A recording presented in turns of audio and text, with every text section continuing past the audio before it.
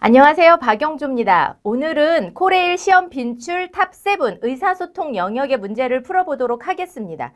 자, 우리가 의사소통 영역의 문제를 풀어야 하는데 60분 안에 55문제 총 풀어야 되죠. 뭐 3가지 영역, 4가지 영역, 뭐 이렇게 영역별로 나오는데 보통 의사소통 문제가 한 18문제 나오고 그것을 20분 안에 풀어야 돼요. 그렇다면 한 문제당 거의 1분 정도에 해당하는 시간을 가지고 풀어야 되는데 우리가 기존에 무슨 언어 영역이나 국어 문제 풀듯이 풀면 1분 안에 이 문제들을 풀 수가 없습니다. 우리가 뭐 보통 문제 풀 때 문제 한번 읽고 지문 읽고 선택지 확인하고 이런 식으로 푸는데 의사소통 영역은 그렇게 풀면 안 돼요. 그러면 어떻게 풀어야 되느냐? 우선은 문제를 보고서 이 문제가 중심 내용을 묻는 문제인지 아니면 세부 내용을 묻는 문제인지를 좀 확인할 필요가 있습니다.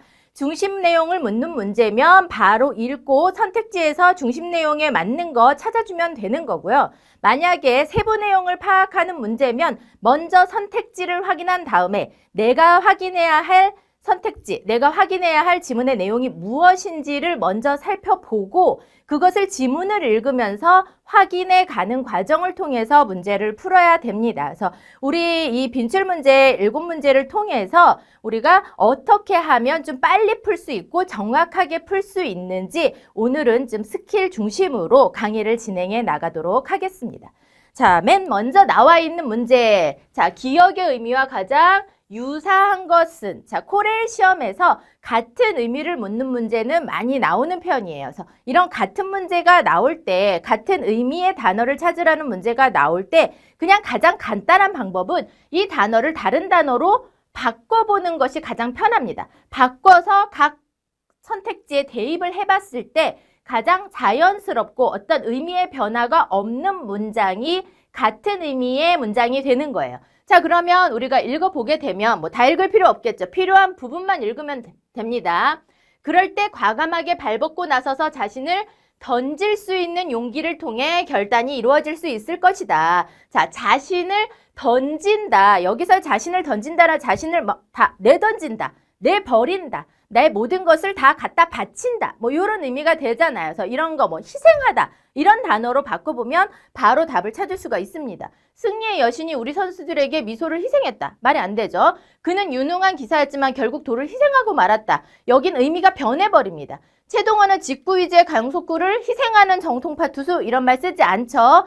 그 사건이 승승장구하던 김대리의 앞날에 어두운 그림자를 희생했다. 말이 안 됩니다. 자, 물론 인간은 이따금 어떤 추상적인 사상이나 이념의 일생을 희생하여 몰입하는 수가 있지 내가 가진 것을 다 내던져서 다 바쳐서 몰입하는 수가 있지라는 의미, 즉 기억과 5번이 같은 의미가 되는 거죠. 그래서 이런 식으로 유사한 의미의 단어를 넣어서 의미가 가장 자연스럽고 적절한 것, 의미 변화가 없는 것을 찾아주면 되는 문제입니다. 그래서 간단히 의미들 좀 살펴보고 넘어가면 승리의 여신이 우리 선수들에게 미소를 던졌다는 미소를 보낸 거죠. 그 다음에 뭐 결국 돌을 던졌다라는 것은 경기를 포기했다. 뭐 이런 의미가 되는 겁니다. 그 다음에 강속구를 던지다. 이게 이제 던지다의 중심 의미죠. 물건을 이쪽에서 저쪽으로 보내는. 그 다음에 뭐 앞날에 어두운 그림자를 던졌다는 어떤 그림자를 들이우는 뜻이 될 수 있어요. 그래서 다른 단어가 나왔을 때 이제 이런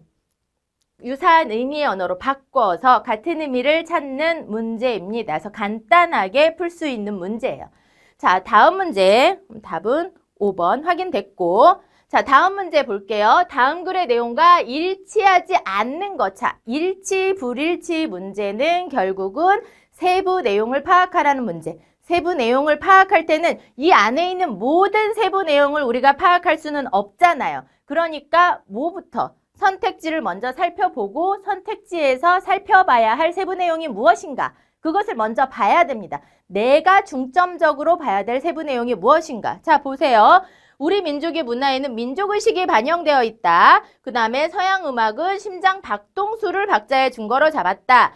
템포의 완급은 바꿔도 악상은 변하지 않는다 얘기했고 우리 음악은 서양 음악에 비해 느리다라는 내용 나와 있고 우리 음악의 박자는 호흡 주기에 뿌리를 두고 있다. 자, 그러면 이걸 확인을 해야 되는데 우리가 이 글을 다 읽고 확인을 해야 될까요? 언제 다 읽어요? 시간 없습니다. 자, 어떻게? 우선은 문단의 첫 문장, 마지막 문장 정도를 우선 먼저 확인을 해주세요. 우선 첫 문장, 두 문장까지 한번 앞부분만 확인을 해봅시다. 시간 예술이라고 지칭되는 음악에서 템포의 완급은 대단히 중요하다. 박자가 템포가 빠르고 느린 것은 중요하대요. 왜 그렇대요? 동일곡이지만 이 기준을 어떻게 잡아서 내느냐에 따라 그 음악의 악상이 달라진다라고 얘기했죠. 자, 아까 악상 얘기 나왔는데 아까 뭐라고 했어? 완급을 바꿔도 악상은 변하지 않는다 그랬는데 지금 본문에서는 악상이 달라진다고 했잖아. 바로 답이 3번으로 나오게 됩니다. 그래서 이렇게 바로 세부 내용 확인해서 정답인 게 확인이 되면 바로 다음 문제 넘겨야죠. 언제 나머지 혹시 모르니까 나머지도 다 확인해야 되지 않을까?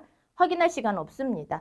이렇게 시간을 줄여야 다른 문제에서 좀 시간을 많이 요구하는 문제에서 시간을 벌 수가 있기 때문에 이렇게 그냥 정답이 정확하게 나와버리면 바로 다음 문제를 넘기는 방식으로 시간을 절약하셔야 됩니다. 그래서 세부 내용 파악할 때 선택지 보고 세부 내용 어떤 거 파악해야 되는지 한 다음에 본문을 통해서 바로 확인을 해서 일치, 불일치, 일치면 넘어가고 불일치면 바로 답 체크하고 다음 문제 넘어가는 방식으로 진행을 해주셔야 돼요. 자, 그럼 나머지 한번 확인을 해볼까요? 자, 그래서 첫 문장, 마지막 문장만 좀 보자. 모르겠으면, 그죠?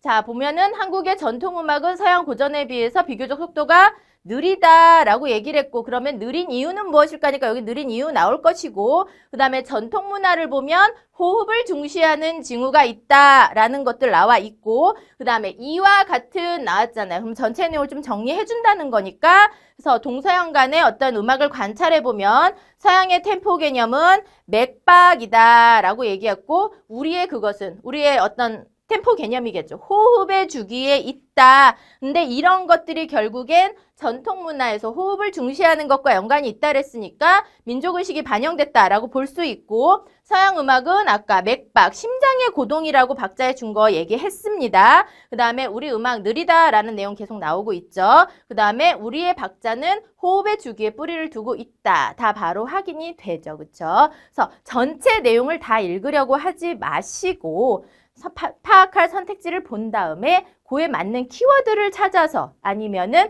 문장의 문단별로 처음과 마지막 정도만 확인하는 방식으로 그게 안 됐을 때 전체 내용을 보는 거지. 근데 대부분은 이렇게 첫 문장, 마지막 문장 정도의 확인으로도 일치, 불일치 문제를 거의 풀 수가 있습니다.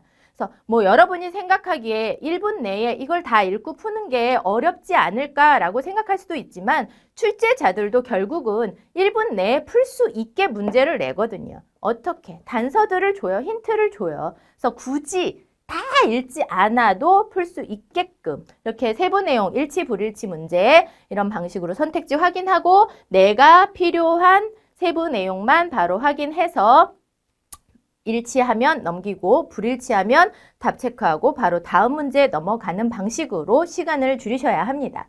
자, 다음 문제 넘어가 볼게요. 자, 다음 중 본문에 제시된 사회적 경제의 개념과 가장 거리가 먼 것.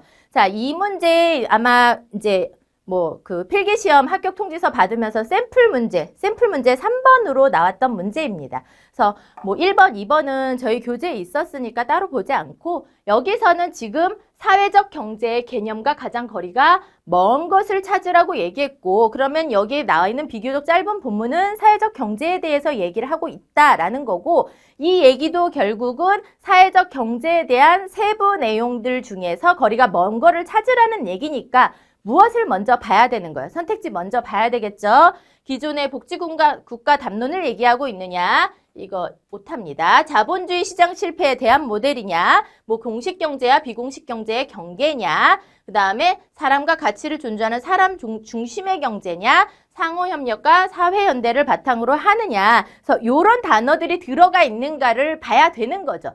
자, 그러면 쭉 보면은 시장 경제와 달리 뭐라고 얘기를 합니까? 사회적 경제는 여기서 이렇게 사회적 경제는 시장 경제와 달리 사람의 가치에 우위를 두는 사람 중심의 경제 활동이다. 이거 4번 확인되죠. 그쵸? 그 다음에 국가시장 공동체의 중간 영역이다라고 얘기해서 공식 경제와 비공식 경제, 영리와 비영리, 공과 사의 경계에 존재한다. 그래서 공식 경제와 비공식 경제의 경계 얘기 나오고 있죠. 그쵸? 그래서 국가 공동체가 새로운 거버넌스 원리에 따라 재구성되어야 한다라고 얘기를 했고, 이게 다 사회적 경제에 대한 내용이죠. 그래서 사회적 경제는 시장 경제 위기가 도래하면 부상하고 진정되면 가라앉는 특징. 복지국가 담론 나오니까 얘 되네? 이렇게 생각하면 안 돼요. 끝까지 아까도 보면은 공식 경제와 비공식 경제의 경계까지가 맞는 답이 되는 거잖아요. 자, 마찬가지로 복지국가 담론에 대한 뭐라고 얘기했어?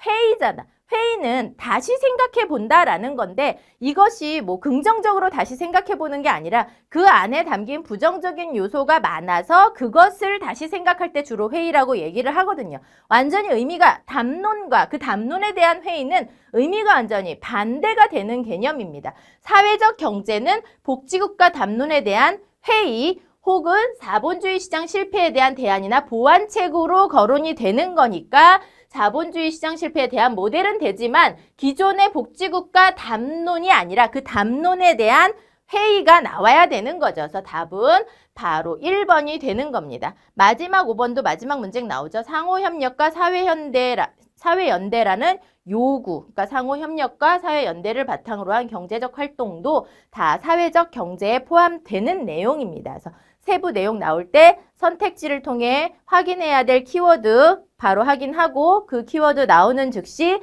맞는 건지 아닌지, 다만 단편적으로 이 단어가 나왔다고 적절한 것이 아니라 그 단어에 대한 어떤 견해까지도 살펴봐 줘야 된다라는 거 좀 기억을 해 두세요. 그래서 답은 1번입니다. 자, 다음 문제 넘어가 볼게요. 다음은 한국모모공사 철도안전관리 수준평가 매뉴얼이 나와 있습니다. 자, 그리고 이 매뉴얼을 읽고서 직원들이 나눈 대화로 적절하지 않은 것을 찾으라고 얘기를 했어요. 자, 그러면 이렇게 매뉴얼이 나올 때에는 우선은 이거를 뭐 습관적으로 다 볼 생각은 하지 말고 우선 위치만 파악을 해 두십시다. 자, 여기서는 평가 계획의 수립, 평가 계획의 수립 및 통보, 면담 대상 통보, 평가반 구성, 평가의 실시, 평가 결과 보고, 뭐 공개 및 조치 이런 것들의 순서로 나왔다라는 거 정도 파악해 두고, 그리고 나서 우리는 어디를 봐야 돼요? 이들의 대화 내용을 봐야죠. 근데 대화 내용에서도 보면은 지금 날짜들이 나오고 있어요.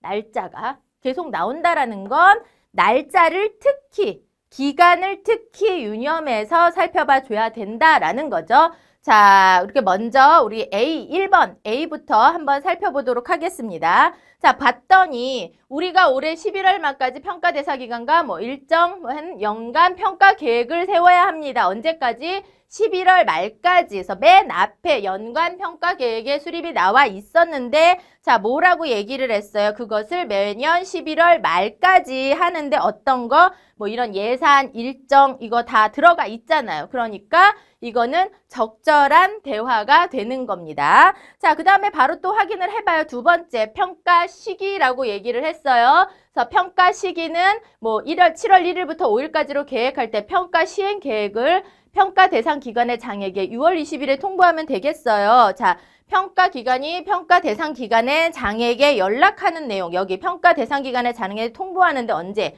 시행 15일 전까지라고 나와 있으니까 7월 1일부터 15일 전이면 6월 20일이 아니라 6월 15일이 되는 거죠. 그래서 바로 아닌 게 확인이 되면 어떻게 해야 돼요? 바로 다음 문제로 넘어가야 되겠죠. 그래서 이런 식으로 어떤 문제풀이의 시간을 줄여야 됩니다. 그래서 두 가지만 확인을 하면 바로 답이 나왔죠. 나머지 세 가지 2번에서 바로 확인이 됐으니까 3, 4, 5번을 확인할 필요가 없는 거죠. 자, 마저 이제 확인을 좀 해보면, 자, C, 7월 1일부터 평가를 시작하려면 평가 대상 면담 대상자 목록, 면담 대상자 목록은 언제? 5일 전까지 통보하라 그랬으니까 7월 1일부터 5일이니까 6월 26일 맞는 거죠. 그 다음에 뭐 D 보면은 질문한 내용을 만든 후 평가 대상 기관에 제공하는 어떤 서류들을 검토하고 현장조사, 이게 바로 나죠. 질문, 확인, 현장조사, 자료 제출 요구, 이것들 다 순서대로 나와 있으니까 적절한 것이고, 그 다음에 이 확인을 해보면 어떤 평가 후에 평가 개요잖아요. 그러니까 평가 결과 보고를 언제까지 하라고 돼 있어? 4월 말까지 국토교통부 장관에게 그래서 이런 현황, 평가, 결과, 조치사항 다 들어가 있죠. 그쵸? 이것을 제출하는 것도 맞으니까 그래서 바로 답이 2번으로 나오게 되는 겁니다. 그래서 답이 나오는 순간 다른 선택지를 확인하려고 하지 마시고 답이 나오면 바로 다음 문제로 넘기셔야 됩니다.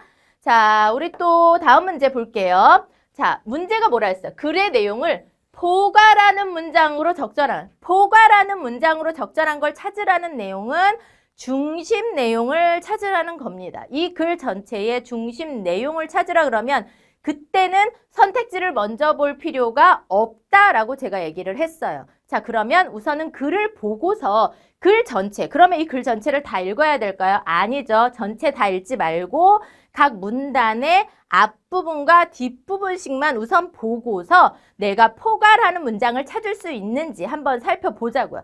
자, 정의라는 것은 정의에 대해서 얘기하고 있다라는 거, 이 글이 말하고자 하는 바는 정의예요. 근데 정의라는 것은 우리에게 주어진 절대적인 실질성을 가지고 있는 것이 아니라 인간이 그 실질성을 위하여 노력하는 목표가 바로 정의다. 정의는 어떤 실질적인 것이 아니라 그것을 향해 노력하는 것이 정의다. 그래서 따라서 뭐 이러면서 나오네. 이 양자의 모순점을 어디에서 조화시킬 거냐. 이 양자 모르겠으면 간단히 앞에 보면 뭐 자유와 평등에 대한 내용. 그쵸? 자유와 평등이 모순이 된대요. 그래서 이걸 어디서 조화시켜? 실질적인 자유와 평등을 아울러 실현시킬 것인가는 이것은 법의 과제다라고 얘기를 하고 있습니다. 그 다음에 정의의 모순이 내재한다고 하더라도 정의는 자의, 어떤 임의적인 해석은 배척을 한다라고 얘기를 했고 그리고 뭐라고 얘기했어요? 일반화적 정의는 때로 성인이나 영웅에게나 기대할 수 있는 행위를 요구하나 이것은 개별화적 정의의 수정을 받지 않을 수 없다. 개별화적 정의의 수정을 받아야 된다. 어떤 일반화적인 정의는 개별화적인 정의의 수정을 받아야 된다. 지금 어떤 실질성에 대한 얘기 나와 있었고 그 다음에 어떤 모순을 해결하는 게 과제라 그랬고 자의는 배척해야 되고 그 다음에 이것이 어떤 임의적인 해석이 아니라 개별화적 정의를 어느 정도는 받을 수밖에 없다라고 얘기를 합니다. 자, 그러고서 1번을 봤더니 법의 이념인 정의는 절대적인 실질성을 갖지 않으므로 여기서 나온 내용이죠. 바로 맨 앞에서. 일반화적 정의는 개별화된 정의를 통해 수정되어 나가야 한다. 맨 마지막 문장에 나온 일반화적 정의는 개별화적 정의의 수정을 받지 않을 수 없다는 걸 수정을 해야 된다라는 내용이잖아. 결국에는 맨 처음에 나온 내용과 맨 마지막에 나온 내용이 다 들어가 있으니까 바로 이게 포괄하는 내용이 되는 거죠. 전체를 읽지 않고 글의 처음과 마지막만 보고 그리고 이 단어들을 다르게 썼느냐 아니면 똑같이 썼느냐 확인을 해봤더니 실질성 가지고 있지 않다라고 똑같이 얘기를 했고 수정되어야 한다라고 똑같이 얘기를 하고 있으니까 결국은 전체를 포괄하는 문장이 바로 1번에 나와 있다라는 거 확인할 수 있습니다. 나머지 확인을 해봐도 뭐라 그랬어요? 자유와 평등은 모순을 내포하고서 양자를 실현해야 법의 과제이다. 이거는 여기서만 앞문단에서만 얘기를 한 거죠. 뭐 자의를 배척한다고 해서 일반화적 정의를 그대로 따르는 것은 수동적인 정의의 실현. 어쨌든 자의를 배척하는 이거 이제 소크라테스 얘기가 여기서 나오기는 하는데 어쨌든 두 번째 문단에서만 나오는 부분입니다. 법은 성인이나 영웅이 아닌 평균인을 표준으로 해야 하므로 일반화적 정의로는 법의 이념을 충분히 교환할 수 없다. 이것도 어떤 일반화적 정의에 대한 내용은 두 번째 문단에서만 나오고 있고 정의는 법이 실질적인 목표가 아니라 이념적인 목표이므로 자의적으로 해석되어서는 안 된다. 이것도 두 번째 문단에서만 나오는 내용입니다. 그래서 첫 문단과 두 번째 문단을 다 포괄하고 있는 내용은 바로 1번에 나왔고 글을 전체로 보지 않고 글의 처음과 마지막만 봐도 충분히 확인이 되는 문제에서 아마 여러분들이 시간을 절약하기는 이런 포괄하는 문장을 찾거나 아니면 중심 내용을 찾는 게 세부 내용 파악하는 것보다는 훨씬 더 시간을 절약하기가 좋습니다. 쉽게 파악이 되기 때문에 여러 단서들을 가지고서 이런 중심 내용 찾는 문장에서 시간을 확실히 줄여서 다음 어떤 세부 내용을 파악하는 문제에서 더 시간을 쓸 수 있도록 좀 하는 방법이 필요하겠어요. 자, 그러면 다음 문제 넘어가 볼게요. 자, 다음 글에서 글쓴이가 권력에 대해 설명한 것으로 가장 적절한 거. 이게 뭐예요? 결국에 얘는 권력에 대해서 이 글이 얘기하고 있는데 적절한 거 찾으라는 내용은 세부 내용을 파악해야 되는 문제라는 거죠. 세부 내용을 파악해야 하는 문제면 뭐 먼저 확인을 해라? 선택지를 보고 확인을 해라.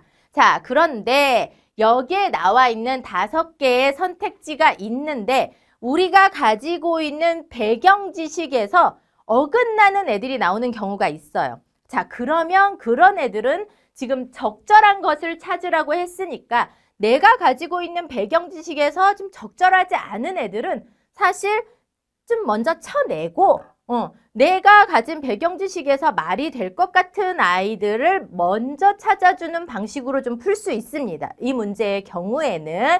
그래서 왜냐하면 우리가 여기에 나오는 어떤 지시문이라는 것들이 전혀 우리가 모르는 내용이 나오는 게 아니라 우리가 일반적으로 알고 있는 것들, 그리고 대부분 사람들이 공감하는 것들에 대해서 얘기를 하고 있고, 혹은 내가 만약에 여기서 봤는데 내가 갖는 배경 지식이랑 너무 어긋나는 것 같으면 바로 글을 확인하면 그게 이제 적절한지 아닌지 바로 나오게 되겠죠. 다른 이론이면은 바로 다른 이론이라는 게 더 정확하게 확인이 될 거니까. 자, 그런데 우리 선택지 우선 어쨌든 세부 내용을 파악하는 문제니까 선택지 먼저 봐야 됩니다. 선택지 봤어요. 인간의 육체에 직접 강제하던 왕조시대의 권력은 권력이 아니다? 이거 내가 가진 배경 지식을 봤을 때 좀 이상한데. 예, 패스. 권력은 지식에 의해 상품이나 부처럼 영원히. 자, 이것도 역시 벗어나죠. 어떤 권력이든 어떤 지식이든 영원히 독점할 수 있는 건 없었습니다. 그리고 이런 영원이라는 어떤 의미를 한정해버리는 단어가 나오면 요런 애들은 적절하지 않을 가능성이 높은 애들이니까 얘도 좀 나중에. 자, 권력은 지식을 생산하고 지식은 권력에 힘입어 진실로 작용한다. 이거 뭔가 좀 있어 보여. 이게 그리고 이 내용에 나오는지를 이제 확인을 해보면 되는 거죠. 얘 뭔가 좀 걸린단 말이에요. 자, 그리고 4번을 봤더니 권력은 국가기구에만, 어디에만, 뭐 반드시 이런 식으로 의미를 한정하는 말들이 나오는 경우에는 적절하지 않을 가능성이 높다. 얘도 좀 넘기고. 권력은 개인이 개인에게 또는 집단이 집단에게 행사하는 권력이 반드시 개인 대 개인, 집단 대 집단? 이것도 좀 아닌 것 같은데. 그러면 이게 이런 글에 대해서 여기서 설명을 하고 있는 게 있는지 한번 살펴봐 주는데 아까 그래도 답일 가능성이 제일 높게 점쳐지는 것은 우리가 3번이란 말이에요. 그러면 권력, 지식, 진실 이런 키워드를 가지고 있는 데를 먼저 찾아야 되겠죠. 어디에 나와 있어요? 여기 권력은 지식과 불가분의 관계래요. 뗄래야 뗄 수가 없다라고 얘기를 했고, 자, 그러면 진실은 권력과 관계 있는 지식의 가치 판단 기준은 뭐라고? 진실이다. 그러니까 지금 이 글에서는 어떤 권력, 지식, 진실이 서로 연관이 있다라고 얘기한다라는 것들을 이 문장들을 통해서 알 수가 있습니다. 자, 그러면 권력에 힘입어 진실로 작용하는가? 이거를 봐야 돼. 자, 그런데 하면서 진실은 과연 진실이냐? 한 사회의 지적 지배권을 장악한 사람들이 진실이라고 결정하는 것이 바로 진실이 되는 게 아닐까? 이거 물어봤으니까 우리가 이거에 대한 답을 해야 되는 건가요? 그거 아니죠. 이거는 묻지만 이분 답은 정해져 있어요. 답정너입니다. 답이 정해져 있어요. 이거는 진실이 되는 게 아닐까라고 물어본 것은 결국 이 지적 지배권을 장악한 사람들, 즉 권력을 가지고 있는 사람들이 진실이라고 얘기를 하면 그것이 진실이 되는 거다라는 게 이 사람의 관점인 겁니다. 그래서 결국에 보면은 권력은 지식을 생산을 하고 불가분의 관계에 있으니까 그다음에 지식은 권력에 힘입어서 진실로 작용한다라는 것이 키워드를 확인한 문장들의 확인으로서 바로 나오죠. 그러면 바로 3번이 답이다 체크하고 다음 문제로 넘어가는 방식으로 답이 체크가 됐으니까 얘가 제일 답일 것 같았는데 확인을 해봤더니 그게 맞다라고 얘기를 하니까 바로 답 체크하고 다음 문제로 넘어가야 되겠죠.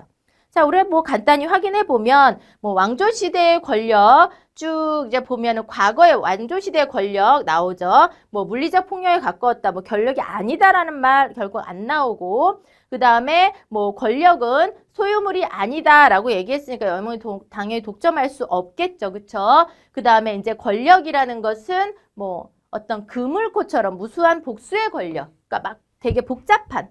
사람과 사람과의 관계 혹은 개인과 개인, 뭐 개인과 집단 이렇게 복잡하게 어떤 국가기구에만 있는 거라고 얘기 안 합니다. 그리고 뭐 개인이 개인에게 뭐 이런 게 아니라 어떤 힘의 불균형이 곧 권력 관계라고 얘기를 하니까 이것들은 뭐 개인 대 개인, 집단 대 집단에서만 이루어지는 일들은 아닌 거죠. 그래서 바로 답은 3번이 되는 겁니다. 자, 다음 문제 넘어가 볼게요. 다음은 한국철도공사가 S사회적가치연구원에 보낸 공문서 굉장히 중요하다. 공문서에 관련된 문제들 많이 나오는 편입니다. 그래서 공문서라는 것은 어떤 정부나 기업에서 어떤 그 공적으로 알릴 내용이 있을 때, 그리고 혹은 정부가 공적으로 작성한 문서, 이런 것들을 공문서라고 얘기를 하거든요. 자, 근데 대한 형식이나 내용으로 적절하지 않은 것. 자, 형식도 묻고 내용도 묻는데요. 그래서 공문서의 일반적인 형식들 기억을 해둬야 됐어요. 그래서 뭐 문서가 끝날 때는 반드시 끝자를 붙여야 되고, 숫자들은 아라비아 숫자로 표시를 해줘야 되고, 그 다음에 어떤 그 기간 같은 경우에는 온점을 사용해서 뭐 2000년 뭐 3월 21일 뭐 이러면 2000.03. 뭐 21점 이런 식으로 표기를 해줘야 된다. 이런 것들이 공문서가 반드시 갖춰야 될 형식이었습니다. 그래서 형식 부분은 바로 여기를 보면서 파악을 해줘야 되는 것이고, 그 다음에 내용도 나와 있는 키워드를 중심으로 그 키워드에 해당되는 부분을 찾아서 해결을 해주면 되는 거죠. 결국은 선택지를 먼저 봐야 되는 문제라는 얘기입니다. 자, 기관 혹은 기업이 대내에서 공무를 집행하기 위해 작성하는 문서를 공문서라고 얘기를 합니다. 이거 맞죠? 그 다음에 사회적 가치 실현 추진단 합동 워크숍에 참석 대상자는 모두 30명이다. 자, 그러면 참석 대상자 주 대상이라고 여기 나와 있잖아요. 그래서 몇 명인가는 계산해야 돼. 본사사장, 부사장, 8개 추진팀장, 17개, 그 다음에 13명, 그러니까 20명, 10명이니까 30명 맞게 되는 거죠. 그쵸? 마지막은 반드시 끝자로 마무리해야 되는데 여기 끝이 없으니까 이거 될 수 있고 형식에 해당하는 거죠. 그 다음에 추진단으로 선정된 선임연구원 3명에게 워크숍에 참석해 줄 것을 요청해왔다. 자, 그러면 여기는 대상이라고 해서 얘네가 추진단이라고 생각을 하면 안 되고, 왜냐하면 쭉 보다 보면은 추진단 얘기가 여기 나옵니다. 추진단은 본사 부사장을 단장으로 해서 9개 팀, 17개 지역 추진단. 이게 추진단이라고 얘기를 했으니까 이거 아니죠. 선임연구원은 이 참석 대상에는 들어가지만 추진단에는 들어가지 않는다라는 거. 그래서 답은 바로 4번 확인하고 넘어가야 되는 문제. 그 다음에 참가 여부를 4월 말일까지 하느냐 봤더니 4월 30일까지 알려주시기 바랍니다 라고 얘기를 했으니까 맞게 되는 거죠. 그래서 형식 부분 바로 찾아주고 세부 내용은 키워드 잡아서 그 부분만 바로 확인을 하고 넘어가면 되는 문제입니다. 그래서 모두 다 읽으려고 하지 말고 필요한 부분만 뽑아서 확인하고 바로 다음 문제로 넘어가도록 하세요. 자, 다음 각 문장에서 맥락에 맞는 단어들을 바르게 나열한 거 찾으라 그랬거든요. 자, 이거는 뭐냐면 내가 이거를 찾을 수는 있는데 찾는 거를 순차적으로 다 할 필요가 없다는 거예요. 얘도 지우기 방식을 통해서 좀 하나를 확인하면 바로 그게 맞는지 안 맞는지를 바로 지워가는 방식으로 조금 더 빨리 풀 수가 있습니다. 자, 보세요. 자, 새로 건설하는 발전소 문제는 우선 환경 전문가에게 뭘 구했다 그랬어요. 전문가에게 어떤 의견을 구하는 것을 뭐라고 얘기해요? 자문이라고 얘기를 하죠. 어떤 전문가에게 어떤 전문적인 의견을 구할 때는 자문을 하다, 자문을 구하다 라고 얘기를 하고, 조언이라는 것은 결국 그냥 어떤 간단한 도움을 주는 말이기 때문에 여기서는 전문가에게 의견을 물어본 거니까 자문이 맞으니까 자문이 안 들어간 애들은 다 어떻게 해요? 지워요. 자, 그러면 이제 두 번째 확인을 해야 되겠죠. 호진이의 경기 실력이 날로 좋아져서 매 경기마다 신기록은 뭐 하는 거예요? 경신하는 거죠. 어떤 기록을 새롭게 바꾸는 것은 경신이라고 얘기를 하고, 갱신은 우리가 뭐 신용카드의 유효기간을 갱신한다든가 공인인증서를 갱신한다든가 아니면 컴퓨터에 뭐 이렇게 되어 있는 파일을 갱신한다든가 할 때 쓰는 말인데 이 갱신은 어떤 유효기간을 법적인 유효기간을 연장할 때 혹은 파일을 컴퓨터에 저장되어 있는 파일을 새롭게 고칠 때 갱신이라는 단어를 쓰게 됩니다. 그래서 여기서는 경신이니까 그러면 경신이 안 들어간 걸 다 지워버리면 결국 디귿, 리을은 확인하지 않아도 답이 나오죠. 1번이라는 게. 그러니까 이런 식으로 그래서 만약에 내가 답이 나왔어. 그럼 여기서 미련하게 디귿, 리을을 굳이 확인할 필요가 없겠죠. 그냥 기억, 니은만으로 지웠더니 바로 1번밖에 답이 안 되더라. 그러면 1번 답 체크하고 바로 다음 문제 넘어가셔야 됩니다. 이거를 내가 확인하겠다고 굳이 디귿, 리을을 확인할 필요가 없어요. 그래서 이런 것들을 우리가 무의식적으로 풀면 원래 풀던 대로 다 확인하려고 한단 말이에요. 그런데 우리 이 NCS 필기 시험에서는 그걸 다 확인하면 시간 내에 시간 문제를 풀 수가 없습니다. 그렇기 때문에 답이 확인이 됐다 싶으면 바로 체크하고 다음 문제로 넘어가야 됩니다.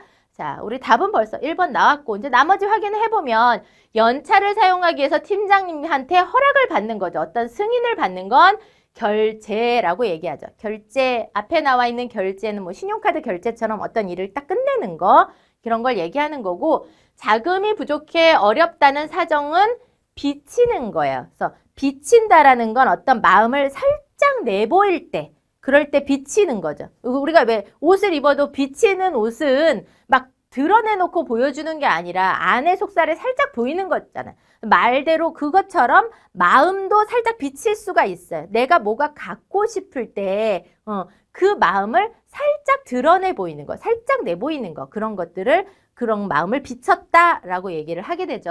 그 다음에 비추는 것은 말 그대로 이제 빛을 거기다 직접 쏘아서 그 빛을 이렇게 가게 하는 것. 그게 비추는 겁니다. 그래서 여기서는 이제 결제 비쳤더니 뭐 확인할 필요도 없이 우선은 자문 경식만 확인했더니 바로 답은 나오더라. 그래서 1번 확인하고 바로 다음 문제 넘어가야 되는 문제입니다. 자, 마지막 문제예요. 이제 마지막 7번째 문제. 자, 개요에 따라서 보고서를 작성할 때 지금 어디 현황 분석 부분에 들어갈 내용만 모두 골라라 라고 얘기했어요. 현황 분석 부분에 들어갈 내용만 고르라 그랬으니까 우리는 뭐만 보면 돼요? 현황 분석 부분만 봐주면 됩니다. 현황 분석이 여기 나와 있어. 봤더니 연말정산 자동계산 프로그램 사용 방법의 복잡성과 그에 대한 설명 부족으로 인해 이용자 불만이 증가했다. 그래서 연말정산 자동계산 프로그램이 뭔가 문제가 있대요. 그 다음에 연말정산 기간 중 세무서에 연말정산 자동계산 프로그램 또 나왔어. 연말정산 자동계산 프로그램 사용 방법에 관한 상담 수요가 폭증했다. 그러니까 결국 현황에서는 이 연말정산 자동계산 프로그램이 문제래요. 그러면 이 현황 분석에 들어갈 내용은 결국에는 이 연말정산 자동계산 프로그램 이 단어가 나와야 된다는 거죠. 기억해 봤더니 연말정산 자동상담 시스템 아니잖아요. 연말정산 기간 내용 나왔으니까 아니에요. 자, 연말정산 기간 중 뭐 해서 그 이유는 연말정산 자동계산 프로그램. 자, 여기서만 나왔으니까 현황에 들어갈 내용은 그냥 다른 거 뭐 볼 필요 없이 뭐밖에?